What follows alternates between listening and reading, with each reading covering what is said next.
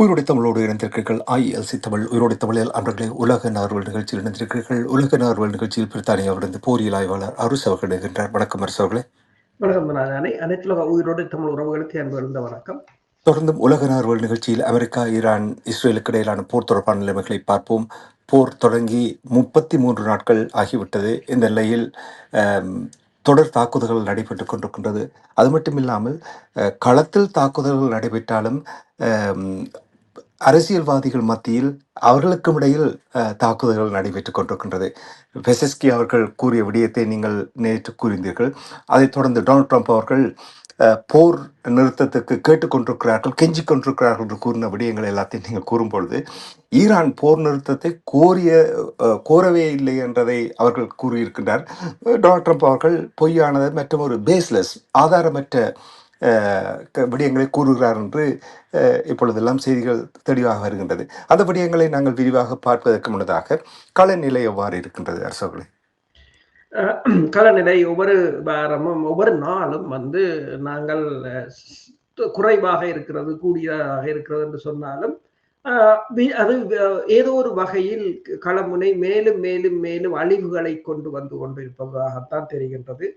இன்று பஹ்ரைன் பகுதியில் இருந்த அமேசன் டேட்டா சென்டரை ஈரான் தாக்கி இருக்கின்றது. அது பேரழிவை சந்தித்திருப்பதாகவும் எரிவதாகவும் கூறப்படுகின்றது. உங்களுக்கு தெரியும், நாங்கள் காலையில் கலைக்கும் போது கதைத்தோம், பிரித்தானியாவின் ஹாஸ்ட்ரோல் ஆயில் நிறுவனத்தை தாக்கி இருந்தது. அந்த வீடியோக்களை இப்போது வெளியிட்டிருக்கிறார்கள். முதலில் அந்த எரிபொருள் அந்த ஆயில் நிறுவனம் பெருமளவில் கரும் புகையுடன் தீப்பற்றி எரிந்ததை பார்க்கக்கூடிய இருந்தது. பல தீயணைப்பு வண்டிகளும் நின்றன.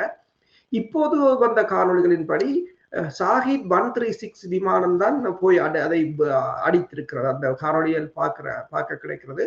அதை அமெரிக்காவின் F-15 விமானம் அந்த ஷாஹித் விமானத்தை விடைமறித்து சுடுவதற்கு பல தடவைகள் அதில் முயன்றதை அந்த வீடியோவில் பார்க்கக்கூடியதாக இருக்கின்றது. ஆனால் அதனால் முடியவில்லை. அந்த ஷாஹித் விமானம் தனது இலக்கை தாக்கி இருப்பதை தெளிவாக பார்க்கக்கூடியதாக இருக்கின்றது. அதே நேரம் நீங்கள் பார்த்தீர்கள் என்று சொன்னால், இந்த ஈராக் குவைத் போர்டரில் எல்லையில் ஈரான் நடத்திய தாக்குதலில் அமெரிக்காவின் மற்றொரு பேட்ரியாட் ஏவுகணை சேதமடைந்ததாகவும், அதே நேரம் 3 அமெரிக்க படையினர் காயமடைந்ததாகவும் கூறப்படுகின்றது. இஸ்ரேலின் ஈஸ்ட் டெல் அவிவ் பகுதியில் மிகப்பெரிய ஒரு வெடிப்பு அதிர்வு கேட்டிருக்கின்றது. அதே சமயம் இஸ்ரேல் இந்த தடவை இஸ்ரேல் பல பகுதிகள், வடக்காக இருக்கலாம், தெற்காக இருக்கலாம், மத்திய பகுதியாக இருக்கலாம், கடுமையாக தாக்கப்பட்டிருக்கின்றது. ஹைஃபா பகுதி தாக்கப்பட்டிருக்கின்றது, எலியட் பகுதி தாக்கப்பட்டிருக்கிறது, வடக்கு இஸ்ரேல் தாக்கப்பட்டிருக்கின்றது. ஹிஸ்புல்லாக்களும் இந்த தடவைகள் 2 வகையான ஏவுகணைகளை பயன்படுத்தியிருக்கிறார்கள். ஃபடி 1 என்ற ஏவுகணை 80 கிலோ வெடிமருந்தை சுமந்து செல்லக்கூடியது, 70 கிலோமீட்டர் தூர வீச்சு கொண்டது. ஃபடி 2 என்ற ஏவுகணை 170 கிலோகிராம் வெடிமருந்தை கொண்டு செல்லக்கூடியது, 110 கிலோமீட்டர் தூரத்துக்கு செல்லக்கூடியதாக இருக்கும் செல்லக்கூடிய ஏவுகணை. ஆனால் இஸ்ரேலும் தாங்கள் இந்த 48 மணி நேரத்துக்குள் 650 குண்டுகளை 400 இலக்குகளில் ஈரானில் வீசியதாக தெரிவித்திருக்கின்றது. ஈரானில் சில இடங்களில் செகண்டரி எக்ஸ்ப்ளோஷனையும் பார்க்கக்கூடியதாக இருந்தது. அது சில 1000 கிடங்குகள் வெடித்திருக்கலாம் என்றும் கூறப்படுகிறது. அதே நேரம் அமெரிக்காவின் செய்தி நிறுவனங்கள் இப்போது தெரிவித்திருக்கின்றது 16 MQ-9 ரக விமானங்களை அமெரிக்கா இழந்திருப்பதாகவும், ஒரு MQ-9 30 மில்லியன் என்றபடியால் கிட்டத்தட்ட $500 மில்லியன் பெறுமதியான விமானத்தை இழந்திருப்பதாகவும், அதிலும் நேற்று இந்த இஸ்ஃபஹான் பகுதியில் 2 விமானங்கள் ஒரே நேரத்தில் சுடப்பட்டதாகவும் கூறப்படுகின்றது. அதே சமயம் இஸ்ரேல்ல மக்கள் உணவு விடுதிகளில் கூட அவர்கள் உணவருந்தி கொண்டிருக்கும் போது இந்த சைரன்கள் அடிக்கடி ஒலிப்பதால் அவர்கள் பல விடுதிகளில், பல உணவகங்களில் காசு கொடுக்காமல் ஓடி விடுகிறார்கள் என்று சொல்லி அது கூட ஒரு செய்தியாக போட்டிருக்கிறார்கள். அதே நேரம் இஸ்ரேல் இன்று கூறியிருக்கின்றது, கடந்த 24 மணி நேரத்தில் தமது தரப்பில் 48 படையினரும் அதிகாரிகளும் காயமடைந்திருப்பதாகவும் லெபனானில் இடம்பெற்ற மோதலில் என்று இஸ்ரேல் தெரிவித்திருக்கின்றது. அத்துடன் சேர்த்து தங்கள் ஏதாவது இந்த போரில் தங்கள் தமது படையினர் 310 பேர் காயமடைந்திருப்பதாகவும் 10 பேர் இறந்திருப்பதாகவும் கூறுகின்றது.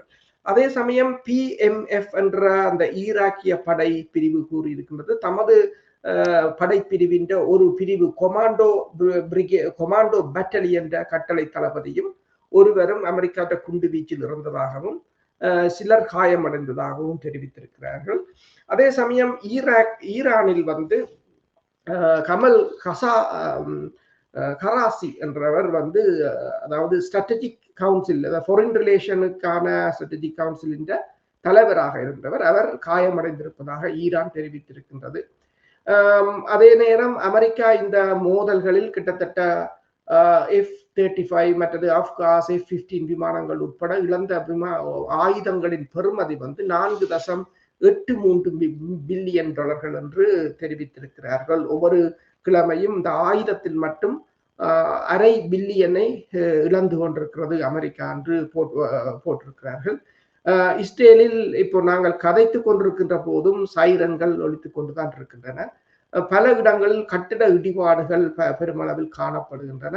ஆனால் காயமடைந்ததாகத்தான் கூறுகிறார்கள். ஆனால் அவர்கள் என்னென்றால் பல தகவல்கள் வெளியில் வராது. அவர்கள் பெருமளவான தடைகள் இருப்பதால் அந்த தகவல்கள் வெளியில் வராது. இந்த நேரத்தில் ஈரான் வெளிவார அமைச்சர் அபாஸ் அரக்சி கூறியிருக்கின்றார், தாங்கள் தரை நடவடிக்கையை பொறுத்தவரையில் அமெரிக்கா வந்து இந்த தரை நடவடிக்கையின் இழப்பை அமெரிக்கா தாங்க முடியாது இருக்கும் என்று சொல்லியும் அந்த ஆப்காஸ் விமானத்துக்கு என்ன நடந்தது என்பதை அவர்கள் நினைவு கூற வேண்டும் என்று சொல்லியும் இந்த ஹார்மூஸ் நீரிணை வந்து அது ஒரு அனைத்துலக நீரிணை அல்ல, அது இன்டர்நேஷனல் வாட்டர் இல்லை, அது ஓமானுக்கும் ஈரானுக்கும் இடையிலான ஒரு நீரிணை என்றும் அவர் கூறியிருக்கின்றார்.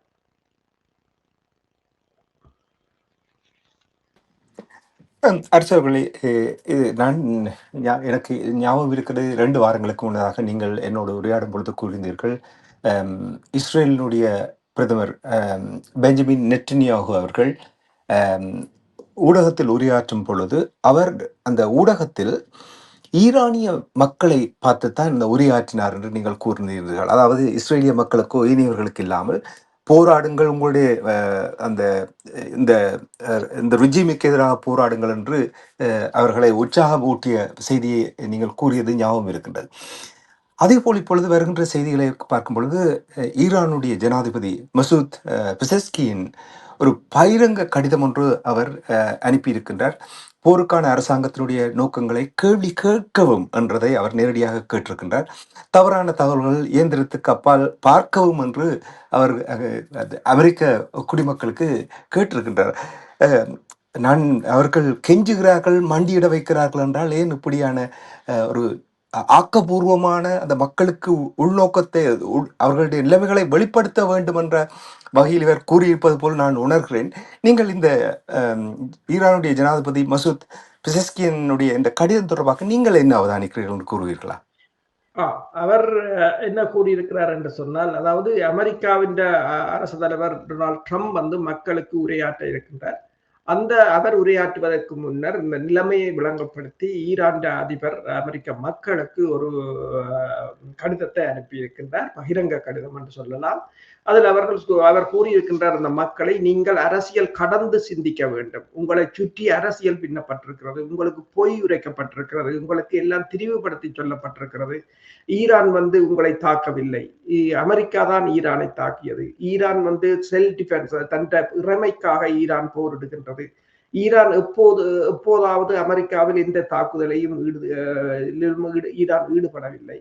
மற்றது ஈரானுக்கும் அமெரிக்காவுக்குமான உறவுகள் வந்து நீங்கள் காலம் கடந்து பார்த்தீங்கள் என்று சொன்னால் முன்பு ஈரானும் அமெரிக்காவும் நெருங்கிய நண்பர்களாகத்தான் இருந்தது.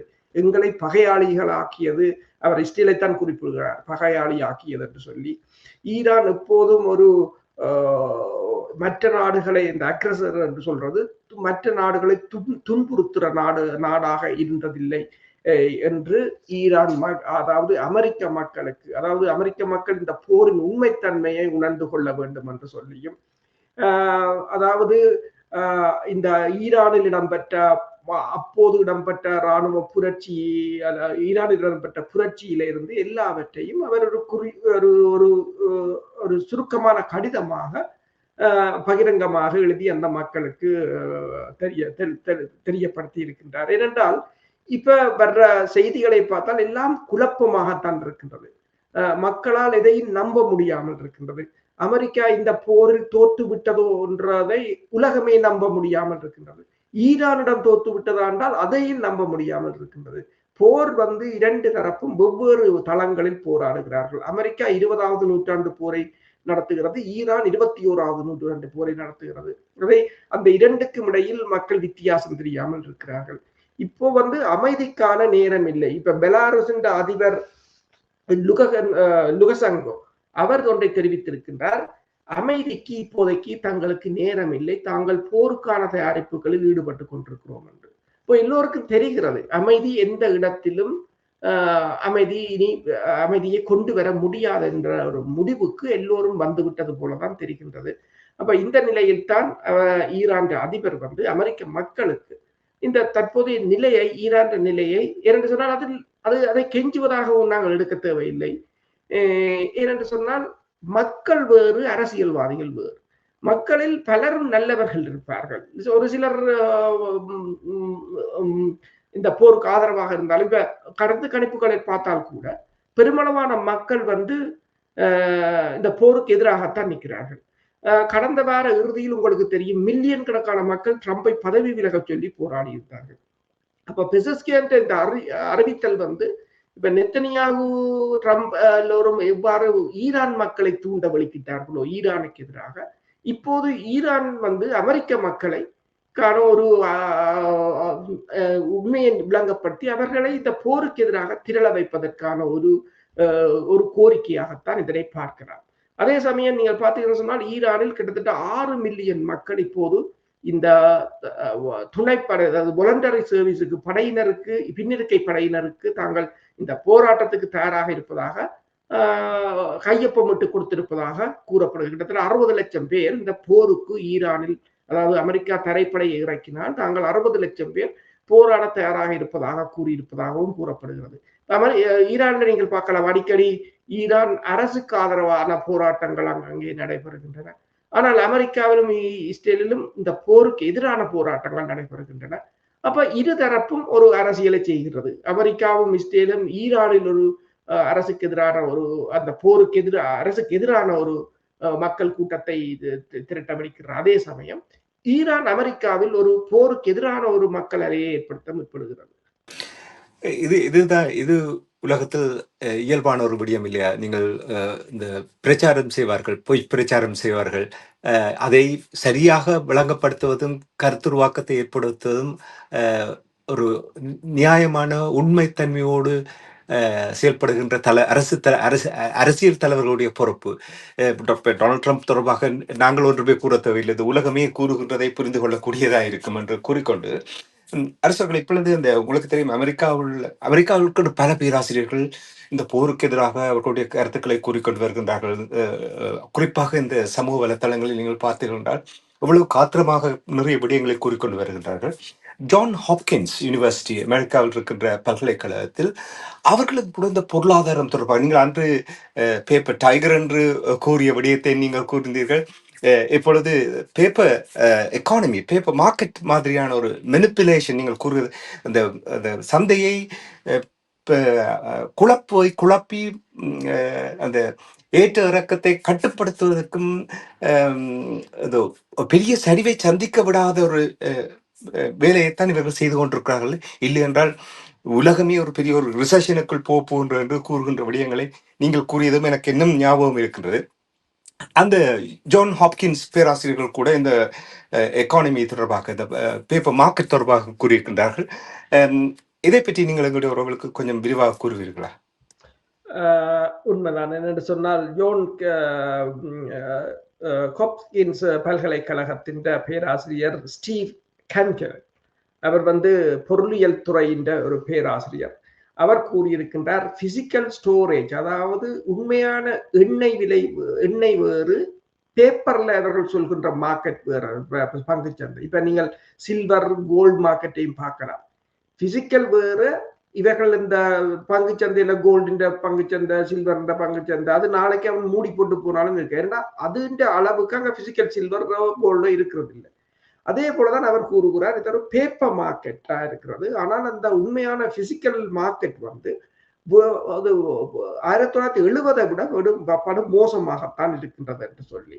என்னென்று சொன்னால் அது உண்மைதான் அவர் கூறுவது. இப்ப நீங்கள் பாருங்கள், எண்ணெய் விலை 120க்கு போச்சுது, பேந்து 86க்கு போச்சுது, பேந்து 116க்கு போச்சு, பேந்து 98க்கு போச்சு. ஆனால் இவ்வளவும் போய் வந்ததுக்கு இடையில கோமூஸ்ல இருந்து என்ன வரையில அது மூடித்தாங்களாக்கு. அப்ப எப்படி இறங்குது? அப்ப இது அவர்கள் மனிப்புலேட் பண்ணுகிறார்கள். ஆனால் இதை ஒரு மனிப்புலேஷனை செய்து கொண்டிருக்கிறார்கள். ஒரு கருத்தை சொல்லி ஒரு சென்டிமெண்டலா இறங்குதே வழிய இந்த சென்டிமெண்டல் முடியேக்க இன்னும் வேர்ஸ்டா போகும் என்றதான் அவர் சொல்ல வாரார். நீங்கள் பேப்பர் மார்க்கெட்டை நம்புகிறீர்கள். உண்மையில் அங்கு பேப்பர் மார்க்கெட்டில் பிசிக்கல் மார்க்கெட்டுக்கும் ரியாலிட்டிக்கும் இந்த பேப்பருக்கும் பலத்த வேறுபாடு இருக்கு அவர் கூறியிருக்கின்றார்.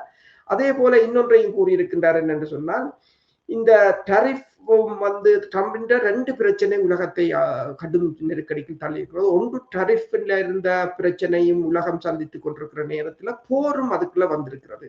அப்ப போரும் டரிஃபும் என்று சொல்லி இருமுனை அழுத்தங்களாக உலகம் திண்டாடி கொண்டிருக்கிறது என்று சொல்லியும், இந்த பொருளாதார நெருக்கடியில் அதிகம் விலையை செலுத்தக்கூடியது ஐரோப்பாவும் ஆசியாவும் தான் என்று கூறியிருக்கின்றார். ஆசியாவிலும் நீங்கள் பார்த்தீர்கள் என்று சொன்னால் இந்தியாவும் தாய்வானும் கடுமையாக பாதிக்கப்படலாம் இந்த நெருக்கடியில். ஏனென்று சொன்னால் உரமும் மற்றது ஹீலியம் வாயு, அதாவது இந்த செயற்கை நுண்ணறிவு ஏஐக்கு தேவையான மைக்ரோ அல்லது நானோ சிப்ஸை உருவாக்குகின்ற தாய்வான் நிறுவனங்கள், இந்திய நிறுவனங்கள் எல்லாம் கடுமையான பாதிப்புகளுக்கு உள்ளாகும் என்று கூறியிருக்கின்றார். ஏனென்றால் ஹீலியத்தின் 33% ஹீலியம் வந்து இந்த ஏஐ சிப்ஸுக்கு தேவையானது இந்த ஹார்மோஸ் நீரிணையின் ஊடாகத்தான் வருகிறது. அதே போல 30% உரவகைகளும் இந்த ஹார்மோஸ் நீரிணையினால் தான் வருகிறது. அவர் கூறுவது போலதான் இப்போது பைனான்சியல் டைம் கூறியிருக்கின்றது, இந்த 45 மில்லியன் மக்கள் பட்டினி சாவை எதிர்கொள்ளுவார்கள் இந்த பிரச்சனையால் என்று கூறியிருக்கின்றது. ஏனென்று சொன்னால் 30% யூரியா தான் இப்போ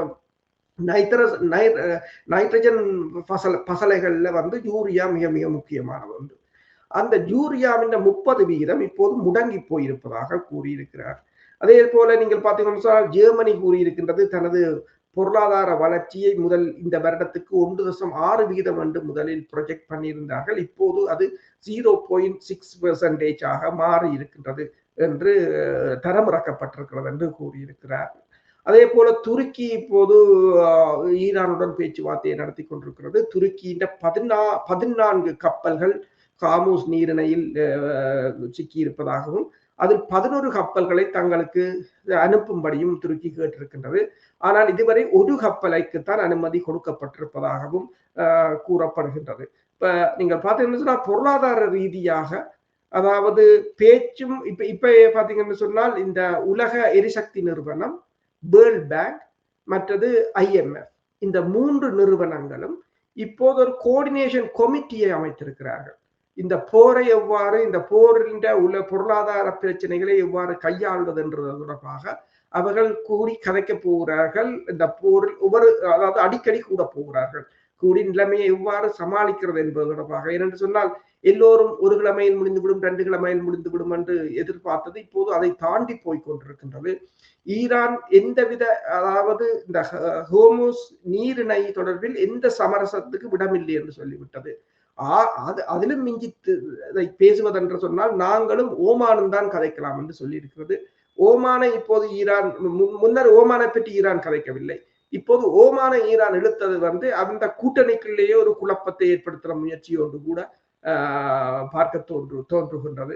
அப்ப பேச்சுவார்த்தைகள் நடந்தாலும் ஈரான் நிபந்தனையின் அடிப்படையில் ஒன்று இந்த பேச்சுவார்த்தைக்கான உத்தரவாதத்தை சீனாவோ ரஷ்யாவோ வழங்க வேண்டும் என்பதில் பிடிவாதமாக இருக்கின்றது.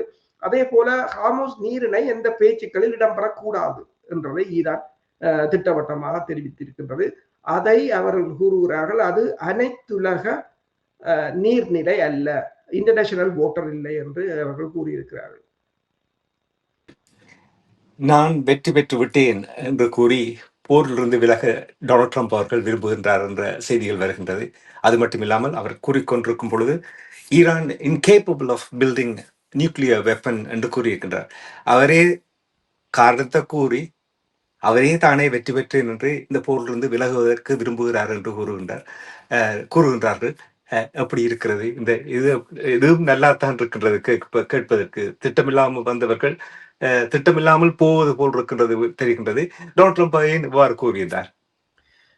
டொனால்ட் ட்ரம்ப் பல ஊடகங்களில் பல கருத்துக்களை தெரிவித்தது இப்போது எல்லா இடத்திலும் அதுகள்லாம் பரவலாக பேசப்படுகின்றது. அவர் கூறியிருக்கின்றார், ஈரானின் அணு ஆயுதத்தை செய்வதற்கு இனிமேல் ஈரானிடம் வலுவில்லை என்று கூறியிருக்கின்றார். எனவே நாங்கள் இப்போது இதை விடலாம், இந்த போரை நிறுத்தலாம், இனி ஈரானால் இயலாது. அப்படி ஈரானால் ஏலம் என்றால் நாங்கள் திருப்பி வரலாம் என்று. அதாவது அந்த கதையில் சொல்வார்கள், இன்று போய் நாளை வா என்று சொன்னது போல, வெறுங்கையுடன் நிற்பவர்களை இன்று போய் நாளை வா என்று சொன்னது போலதான், இன்று போய் நாளை வருகிறேன் என்று சொல்றது போலதான் இருக்கின்றது. அப்ப அவர் கூறுகிறார், அதுல இன்னொன்றை நீங்கள் பார்க்கலாம். இந்த முறை அவர் வெளியிட்ட அந்த சோசியல் மீடியாவில் வெளியிட்ட அந்த ட்வீட்ல பாத்தீங்கன்னு சொன்னால், ஈரான் நியூ ரெஜிமெண்ட் தான் எழுதியிருக்கிறார். அதாவது இப்ப இருக்கிறது புதிய ரெஜிமெண்ட். அதாவது அவற்றை அந்த ஜொப்பும் முடிஞ்சது. ரெஜிம் சேஞ்ச், அதாவது தேப்பன மகன தேப்பனுக்கு பதிலாக மகனை கொண்டு வந்தார். அதுதான் ரெஜிம் சேஞ்ச். தலிபான் இப்ப 20 வருஷங்களுக்கு பிறகு 2 ட்ரில்லியன் டாலர்களை செலவழித்து 20 வருடங்களுக்கு பிறகு தலிபான் அரசை தலிபான் அரசாக மாற்றினது போன்ற ஒரு நிலைப்பாடுதான் இப்போது இதிலும் பார்க்கக்கூடியதாக இருக்கின்றது. அவர் போடுகிறார், இது நியூ ரெஜிமெண்ட் தான் போடுகிறார். அப்ப என்ன முதலாவது கொள்கை என்ன? Regime change. அது மாத்தியாச்சு. தலைவர் தேப்பன் இல்லை, இப்போது மகன். அப்ப அது ரெஜிம் சேஞ்ச் என்று சொல்லுகிறார். இப்ப நியூயார்க் டைமுக்கு கொடுத்த இன்டர்வியூலும் சொல்லி இருக்கிறார் என்று சொன்னால், ஐ அச்சீவ் மை ஜாப் என்று அவர் தன் வேலையை முடித்து விட்டேன் என்றபடியால் அவர் போகிறார் என்றது. அதே நேரம் ஐரோப்பாவுக்கு கொண்டு சொல்லி இருக்கிறார், உக்ரைனுக்கு நான் இனி நீங்கள் என்னுடன் சண்டைக்கு என்னுடன் துணையாக வராதபடியால் உக்ரைனுக்கான ஆயுதத்தை நிறுத்தப் போகிறேன் என்று கூறியிருக்கின்றார். ஆனால் அதே சமயம் ஈரான் வெளிவார அமைச்சக பேச்சாளர் கூறியிருக்கின்றார், இந்த பேச்சுவார்த்தை போர் நிறுத்தம் என்றதை எல்லாம் நம்பாத எங்கோ, எல்லாம் பொய்யானது என்றதை அவர் திருப்ப கூறியிருக்கின்றார். ஆனால் ராய்ட்டர் ஒரு செய்தியை வெளியிட்டிருக்கிறது. ஜேடி வேன்ஸ் பாகிஸ்தானுடன் ஒரு தொடர்பில் இருப்பதாகவும், ஒரு போர் நிறுத்தம் மற்றது பேச்சுக்களை ஆரம்பிப்பதற்கு இப்போது ஜேடி வேன்ஸை தான் ட்ரம்ப் முழுமையாக நம்பி இருக்கிறார் என்றும் ராய்ட்டர் தகவலை வெளியிட்டிருக்கின்றது. அதே சமயம் சீனாவின் பேராசிரியர் சங் வெயின்வெய் ஒன்றை கூறியிருக்கின்றார். அவர் கூறியிருக்கின்றார், அதாவது அமெரிக்காவுக்கு அந்த தளங்களுக்காக அரபு நாடுகள் பில்லியனாக ஸ்பெண்ட் பண்ணி இருந்தார்கள், பணத்தை செலவழித்திருந்தார்கள். ஆனால் இப்ப அமெரிக்காவால் கைவிடப்பட்டவர்கள் கடுமையாக தொடர்ச்சியாக தாக்கப்பட்டு கொண்டிருக்கிறார்கள். அதைத்தான் உலகத்தில் பார்க்கக்கூடியதாக இருக்கின்றது. எனவே இந்த ட்ரம்ப் இப்படி ஒரு தோல்வியை அமெரிக்கா சந்திக்கும் என்று அவர் ஒருபோதும் நினைத்திருக்க மாட்டார் என்றும் சொல்லியும், இது தாய்வானுக்கு ஒரு பாடமாக இருக்க வேண்டும். தாய்வான் இதிலிருந்து ஒரு பாடத்தை கற்றுக்கொள்ள வேண்டும். எந்த ஒரு வெளிநாட்டு படையும் உங்களை காக்காது என்பதை அவர்கள் நினைவில் கொள்ள வேண்டும் என்று கூறியிருக்கின்றார். இப்ப சீனாவை பொறுத்தவரையில் இப்ப சீனா இதில் சத்தமின்றி இந்த போரை செய்து முடித்து விட்டது என்றுதான் கூறுகிறார்கள் எல்லோரும். இந்தியா பாகிஸ்தான் போரின் போது கூட சீனா ஒன்றைத்தான் கூறியது, பாகிஸ்தான் இறமை மதிக்கப்பட வேண்டும் என்று. ஆனால் நேரடியாக அவர்கள் படையை இறக்குவதில்லை, பின்னால் நின்றுதான் செய்தார்கள். அதே போல மேற்கு ஆசியாவிலும் ஒரு படையை தடுத்து நிறுத்திவிட்டார்கள். அதாவது மேற்கு ஆசியாவுக்குள் அமெரிக்காவின் செல்வாக்கை நிறுத்திவிட்டார்கள், ஆனால் படையை அனுப்பவில்லை. இப்ப சீனாவுக்குள் படையை அனுப்பி இருந்தால் இந்த போர் இன்னும் சிக்கலாக இருக்கு. ஆனால் அவர்கள் அதை அனுப்பவில்லை. இப்ப எல்லோரும் கேட்பார்கள், ஏன் சீனா படையை அனுப்பவில்லை, சீனா பயந்து விட்டதா, ரஷ்யா பயந்து விட்டதா? இல்லை, அவர்கள் நிற்கிறார்கள். அவர்கள் வேறு விதமாக போர் இப்போது 20ஆம் நூற்றாண்டு போர் இல்லை. அவரும் படையை அனுப்பி இவரும் படையை அனுப்பி அங்க போய் மோதுற அந்த 2வது உலக போர் மனநிலையில் தான் பலர் இருக்கிறார்கள். ஆனால் போர் இப்போது 21ஆம் நூற்றாண்டு போர். இப்ப நான் முதல் கூறினேன், அதாவது ஒரு ஷாஹித் 136 விமானம் போகிறது, கஸ்ட்ரோல் ஆயில் நிறுவனத்தை அடிப்பதற்கு. F-15 கலைத்து கொண்டு போகிறது. எத்தனையோ தரம் அது ட்ரை பண்ணினது, சுட முடியவில்லை. அது போய் அடித்து தண்டை இலக்கை தகர்த்து விட்டது. இதுதான் அந்த தொழில்நுட்பத்தின் வளர்ச்சி. அந்த போரை அவர்கள் நடத்தும் போது இதற்கு படைகள் கூட பெருமளவில் தேவையில்லை. நீங்கள் கூறிக்கொண்டிருக்கின்ற விடயங்களை கேட்கும் பொழுது ஒரு விடயம் எனக்கு சிந்திக்க தோன்றுகின்றது என்னவென்று சொன்னால், ஒரு விடயத்தில் நான் இங்கே அமெரிக்காவினுடைய இந்த செயல்பாடுகள் தொடர்பாக ஒரு மாற்றத்தை பார்க்கிறேன். நீங்கள் எப்படி பார்க்கிறீர்கள் எனக்கு தெரியவில்லை. அதாவது கடந்து வந்த காலங்களில் இவர்கள் போர் தொடுக்கும் பொழுது அங்கே நீண்ட நாட்களாக போரில் நின்று போராடி அமெரிக்க இராணுவத்தினரை இழந்து நிதி இழந்து காலம் கடந்த பின்பு அங்கிருந்து வெளியேறுவார்கள்.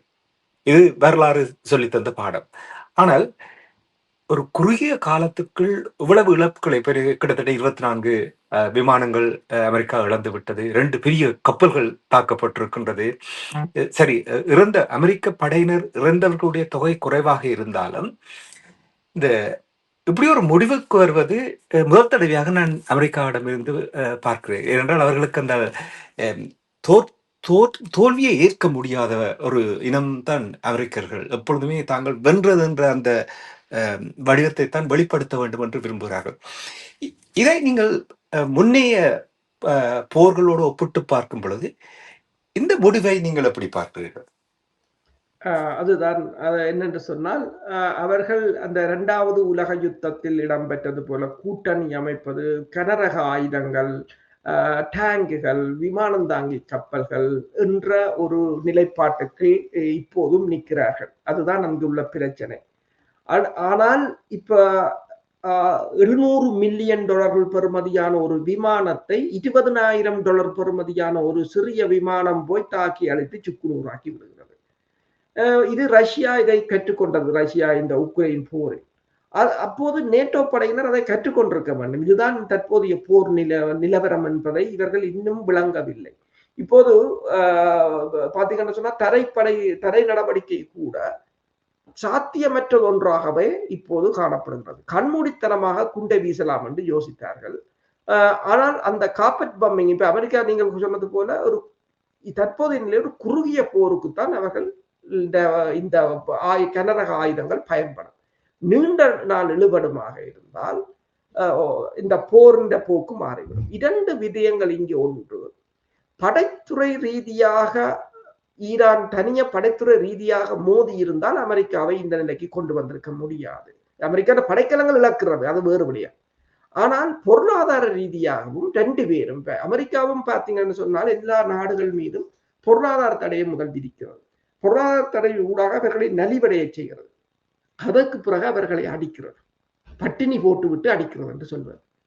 அதே டெக்னிக்கை தான் ஈரான் கடைபிடித்தது. பொருளாதார ரீதியாக உலகத்தை முடக்கிவிட்டது. அப்ப பொருளாதார ரீதியாக முடக்கப்பட்ட உலகம் இப்ப பாத்தீங்கன்னா பல்கேரியாவுக்கு ஈரான் ஒரு கடிதத்தை அனுப்பி இருக்கிறது. உங்கள் படைத்தளங்களை அமெரிக்காவுக்கு கொடுத்தால் உங்களையும் தாக்குவோம். பிரித்தானியாவுக்கு சொல்லியிருக்கிறது உங்களையும் தான். எல்லா நாடுகளும் விலகி ஓடுகின்றன. என்று சொன்னால் ஆள் இல்லாத தாக்குதல்களை தடுப்பது மிக செலவு மிக்கது. தற்போதைய உலக ஒழுங்கு பொருளாதாரம் மிகப்பெரிய ஒரு பிரச்சனை. ஒன்று, கோவிட் காலத்துல பொருளாதாரம் கடும் அடியை வாங்கிவிட்டது. அதுக்கு முதல் 2008ஆம் ஆண்டு பொருளாதார நெருக்கடி, பிறகு கோவிட் நெருக்கடி, பிறகு ரஷ்யாவின் உக்ரைன் படையெடுப்பின் நெருக்கடி.